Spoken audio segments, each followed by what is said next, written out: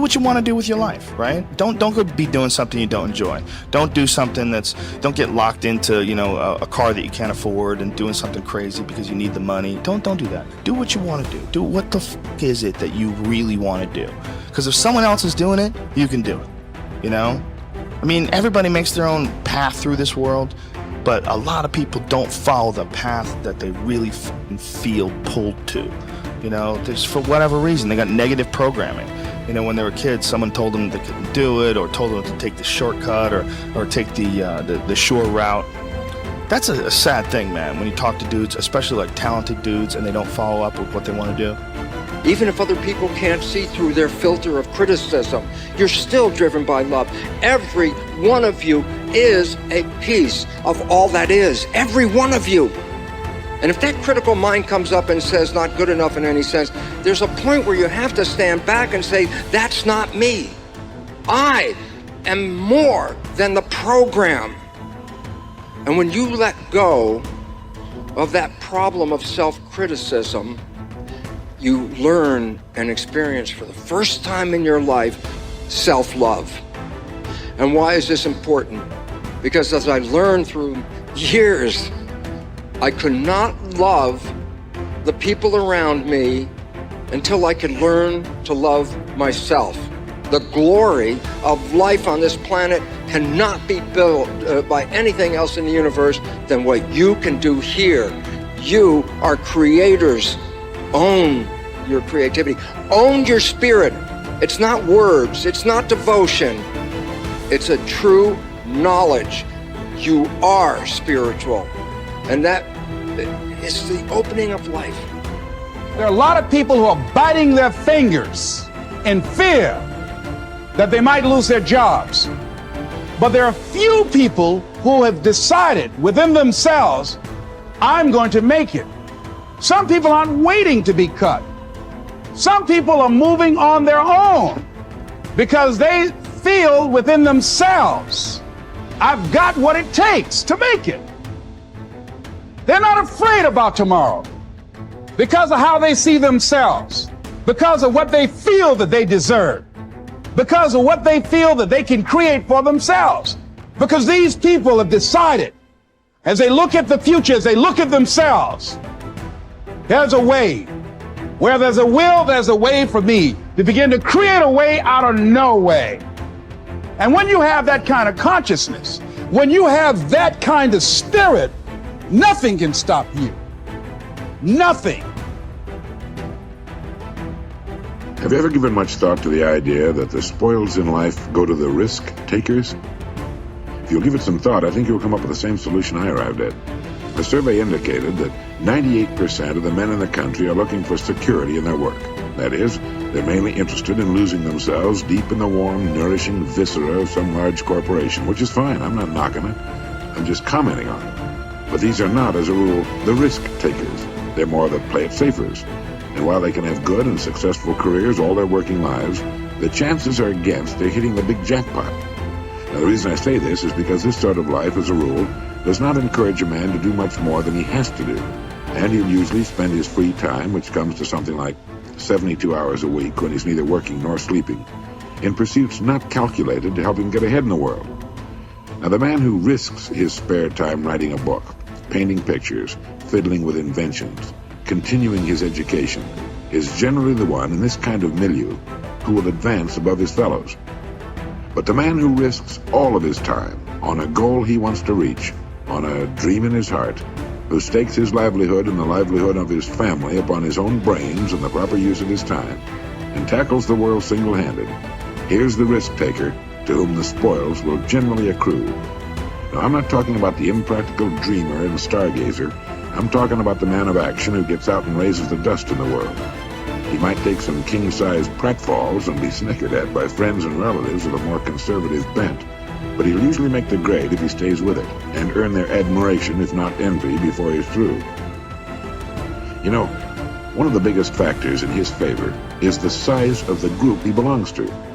According to the most reliable figures I can find, this risk-taker belongs to only about 2% of the population.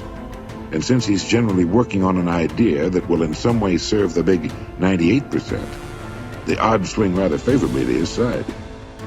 Additionally, a man on his own must think. He must devote more of his days to thinking. Conversely, the man with a good steady job who's familiar with his work and surroundings can go along pretty well from day to day without doing any creative thinking at all. And as I said, we have a tendency to do no more than we have to. Anybody who spends a good deal of his time thinking is going to come up with a good idea once in a while. The law of averages is definitely on his side. And if you think about it a minute, you realize that he only needs a few, maybe only one really good idea to make it big. Now, the more you think about it and analyze it, the more it makes you think that what appears to be the risk taker really isn't nearly as big a risk taker as you might imagine. The cards are stacked pretty well for him from several important standpoints. But as I said in the beginning, the spoils definitely go to the risk taker. Life is full of hidden contradictions. One is that the man who thinks he's playing it safe really isn't. And the man who seems to be taking the greatest risks, considering the law of averages, is playing it safest. If you just make a decision, it can be sometimes the day that starts you on a brand new journey. Now, some decisions are incidental and some are small and some, are part of a working day. But sometimes decision making can be one of the most important days of your life. Maybe a decision you've postponed, and now you understand the penalty of postponing that decision. You've got to do something, and finally you come to the conclusion, today is the day. I now decide. And whether you decide on a new direction, whether you decide on a refinement in philosophy, whether you decide to act when before you haven't acted, you decide on a series of things that you're going to do. Deciding can be such an incredibly important, very exciting, inspirational day. Also, deciding sometimes starts the process of lifting our self-esteem. Sometimes when you look back on it, the day that you decided was just about as exciting as the day when you finally accomplished the project. That when you finally made the decision, you finally got the monkey off your back, as we say in English.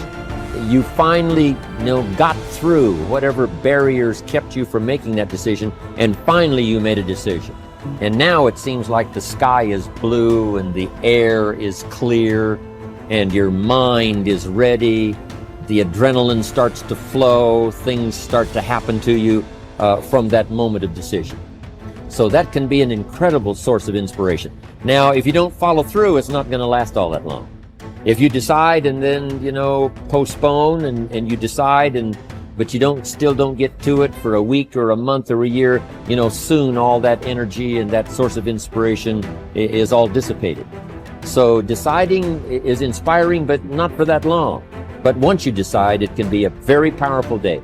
But now, of course, you must follow through. But if there's some things you've been postponing, some decisions you have just, hadn't gotten to, I would ask you to just, take out your journal and just go through, what have I been postponing that's not going to be better for my health? It's not going to be better for my future. It's not going to enhance my finances. Maybe a problem needs to be solved. I got to decide when I'm going to do it and how I'm going to proceed. I need to get to it. I promise you, if you'll go through some of that list and start making those decisions, your inspiration will start to flow, and those could be very critically important, exciting days. Indecision is the thief of opportunity. Indecision means the door is still closed. Indecision means the opportunity waits. Indecision means what could be is postponed or may never be. And those are all the penalties of indecision. And sometimes we can't make a snap judgment. We can't decide immediately on something so important. But after a while, we must understand sometimes the heavy penalty of putting off our decision making. So, one source of inspiration, deciding. Nothing is so embarrassing as watching someone do something that you said could not be done. People who embrace possibility thinking are capable of accomplishing tasks that seem impossible because they believe in solutions. When you believe you can do something difficult and you succeed, many doors open for you.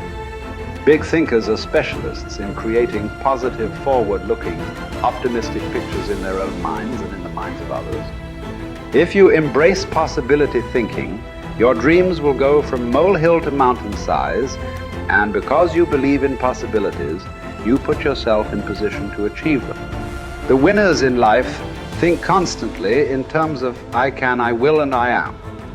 Losers, on the other hand, concentrate their waking thoughts on what they should have done or what they don't do.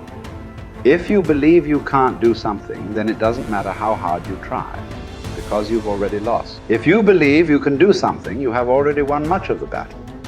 The first step in becoming a possibility thinker is to stop yourself from searching for and dwelling on what's wrong with any given situation. Sports psychologist Bob Rotella recounts, I tell people, if you don't want to get into positive thinking, that's okay.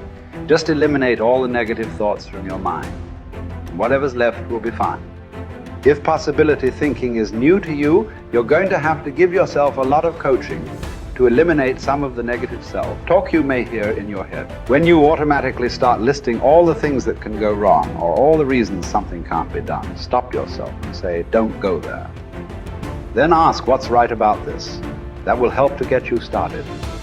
And if negativity is a really big problem for you and pessimistic things come out of your mouth before you've even thought them through, you may need to enlist the aid of a friend or family member to alert you every time you utter negative ideas.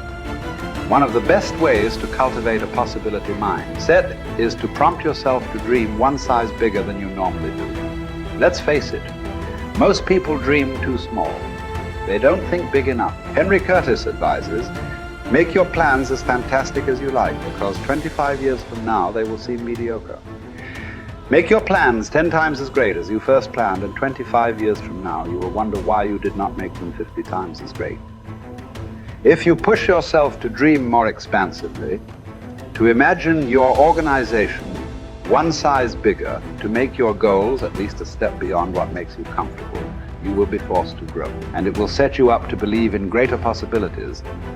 Most people want their lives to keep improving, yet they value peace and stability at the same time. People often forget that you can't improve and still stay the same. Growth means change. Change requires challenging the status quo. If you want greater possibilities, you can't settle for what you have now. When you become a possibility thinker, you will face many people who will want you to give up your dreams and embrace the status quo. Achievers refuse to accept the status quo. As you begin to explore greater possibilities for yourself, your organization, or your family, and others challenge you for it, other possibility thinkers across the country and around the world are thinking about curing cancer, developing new energy sources, feeding hungry people, and improving quality of life. They are challenging the status quo against the odds. And you should too,